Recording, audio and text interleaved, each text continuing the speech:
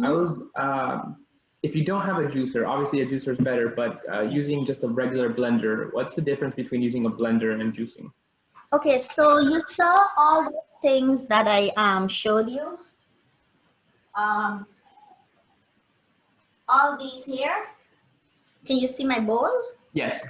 Okay, so all these here will come in, will give me 1 glass of juice. Sorry, two glasses of juice. So this here will give me 2 glasses, right? So the difference between a juicer and a blender, remember the juicer and the blender, it wouldn't give you 2 glass. It will give you probably 4 or 5 glasses. Why? Because the pulps in it, the husk in it, it would full up the juice.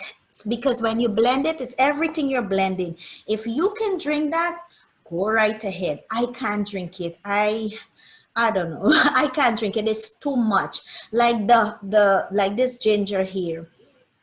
Remember when you juice, it extracts the juice only and it leaves the pulps or the husk, whatever you want to call it. So it's hard for me to drink, all of these things that I'm juicing. Sorry, I'm blending. So what the juicer does, it extracts the juice only and then it removes the pulps.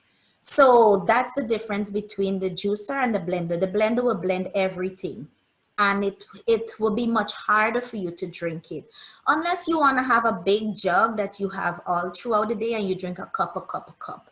I can't do that. I don't like doing that. I just want to drink the 2 glasses and finish for the day and just get over with it. I know I get my nutrients, I get my vitamins, and I'm good to go. So that's the difference. If you don't have a juicer, what I used to do when I didn't have a juicer, I would blend these and then I would strain it in a strainer and then I would just have just the juice only because it would go down much easier.